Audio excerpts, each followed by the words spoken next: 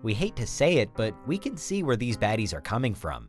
Welcome to Watch Mojo, and today we're counting down our picks for the top 10 horror movie villains with understandable motivations.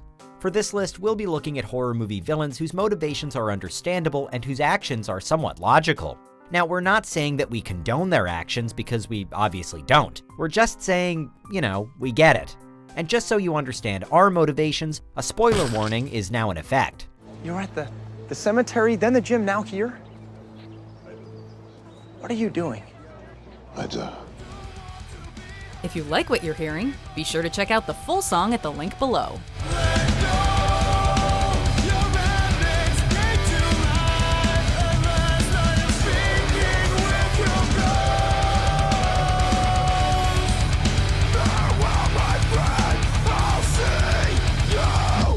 Number 10, Pamela Voorhees, Friday the 13th.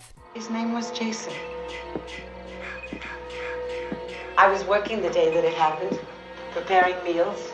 Here, I was the cook. As Casey tragically discovered in Scream, it was Pamela Voorhees committing the murders in the first Friday the 13th, not her psychotic son, Jason. He wasn't a very good swimmer. We can go now, dear. And she has a much more understandable reason to be doing so. Back in the late 50s, her son Jason supposedly drowned in the lake because all the camp counselors were busy getting freaky. As horror movie teenagers always are. The counselors weren't paying any attention. They were making love while that young boy drowned. She murdered the two counselors she believed responsible, and later kills the batch of newcomers because she doesn't want another tragedy to befall someone else's child. So she directly causes more tragedy and kills other people's children. Her logic is a little out of whack on that one, but everyone processes grief differently. Come, dear. It will be easier for you than it was for Jason. Number 9, Samara, The Ring.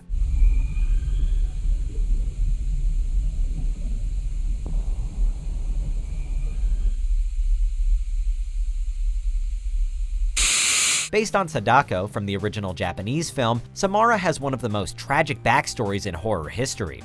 Her biological mother attempted to drown her in a fountain, she was ostracized by her community, and when she caused her adoptive mother to go insane, she was suffocated with a garbage bag and thrown down a well. She then died of hypothermia and starvation after 7 days. 7 days. She then created the videotape, both to exact vengeance on the world, which she sees as heartless, and to share her tragic story.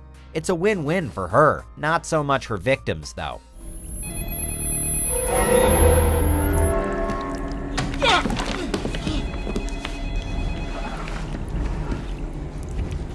Number 8, The Ghosts, Poltergeist.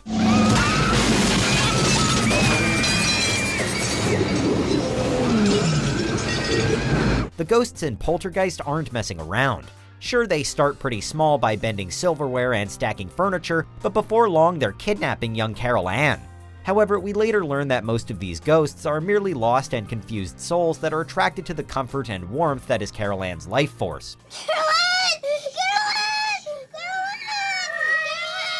We also learn that there's a head honcho ghost called the Beast manipulating all the spirits around him, most of whom just want to move on in peace. Now just imagine being a confused spirit, clearly dead but not knowing that you are. Wouldn't you too be attracted to the so-called earthly pleasures of Carol Ann's life force? They're here.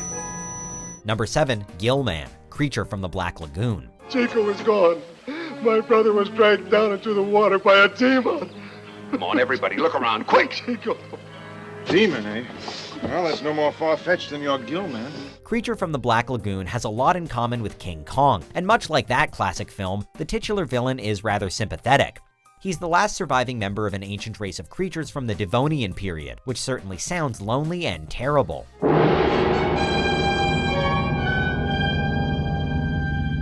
And when his secluded home is intruded upon by outsiders, he goes to investigate the expedition's camp, only to be attacked by scared and panicked research assistants.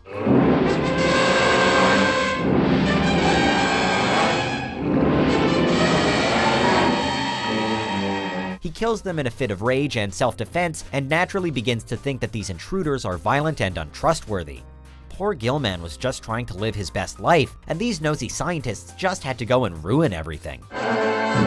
No.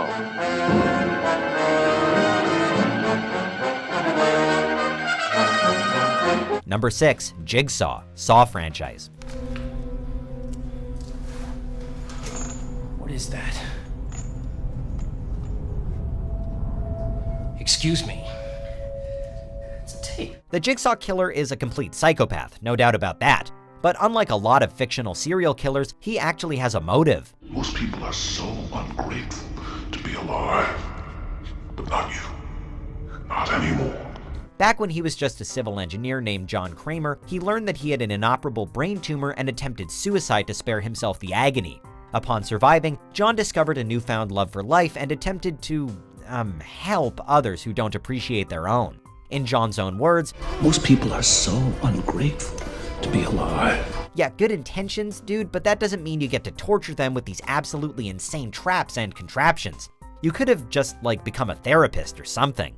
Most people are so ungrateful to be alive. But not you. Not anymore. Number 5. Red and the Tethered, Us. So you see, the Shadow hated the girl so much, but so long. The Tethered are some of the creepiest villains in some time thanks to their complete lack of humanity and emotion. As Red explains, this is because the Tethered are clones created by the government to control their real-world counterparts. However, the project was a failure and they were abandoned underground, mindlessly tethered to the surface world. They all went mad down here. And then there was us. Needless to say, they wanted their freedom. Red's story is even more tragic, as we learn that Red is the real Adelaide, having been choked out and swapped with her Tethered as a child. Now just imagine being choked, kidnapped, taken from your parents at a young age, and forced to live underground with a bunch of freaky, mindless zombies. We think we would lose it too. What are you people?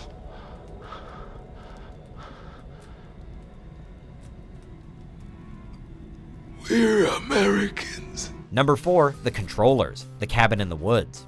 You're not seeing what you don't want to see. Puppeteers. Puppeteers? The Cabin in the Woods is basically the horror movie version of that old moral thought experiment. Do you intentionally divert a trolley and kill one person to save 5 others? You can die with them. Or you can die for them. That's essentially the predicament that the Controllers are put in. In order to appease the Eldritch Ancient Ones and literally save the planet from total annihilation, they're forced to kill 5 people every year. Lock them in.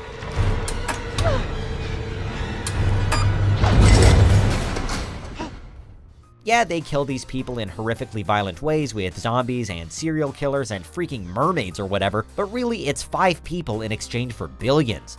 No one said being a cabin director was easy. What if you don't pull it off? They rise. Who does?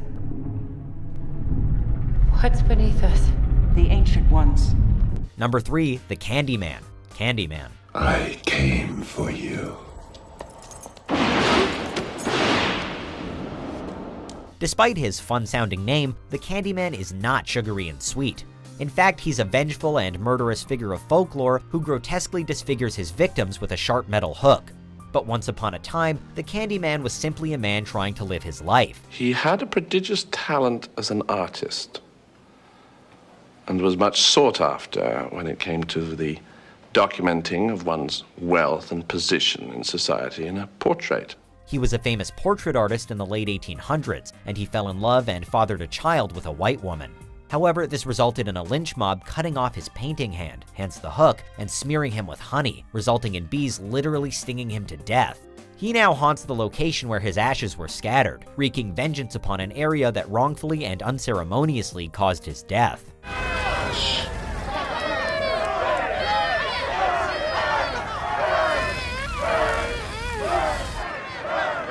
Number 2, Carrie White, Carrie. He's gonna laugh at you. They're all gonna laugh at you. Look, it's not too late.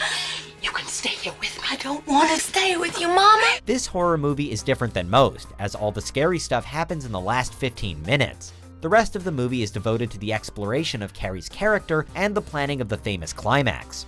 Carrie is a shy, tormented girl, bullied at school and subjected to horrific abuse from her fanatically religious mother. And just when Carrie finally feels accepted and loved, she's doused with a bucket of pig's blood in front of her classmates, causing her to snap and massacre the entire school.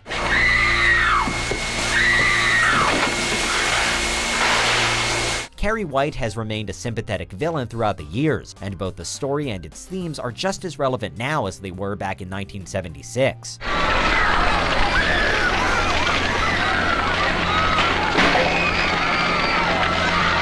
Before we continue, be sure to subscribe to our channel and ring the bell to get notified about our latest videos. You have the option to be notified for occasional videos or all of them. If you're on your phone, make sure you go into your settings and switch on notifications. Number 1. The Monster, Frankenstein. It's alive. It's alive. It's alive. It's alive. It's alive. Aside from maybe Dracula, Frankenstein's monster is the paragon of horror movie villainy, and Boris Karloff's made-up face is the very symbol of classic movie monsters. That said, he's arguably the most understandable and humane villain in movie history. It all begins when his frightened response to a torch is mistaken for aggression, and he's chained in a dungeon and tortured.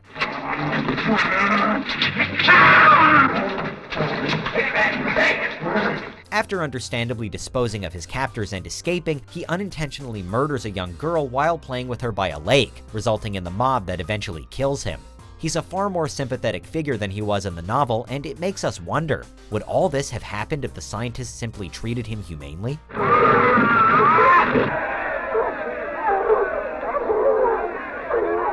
Do you agree with our picks? Let us know in the comments. And hey, if you're a fan of the song playing right now, be sure to check out the music video for it right here.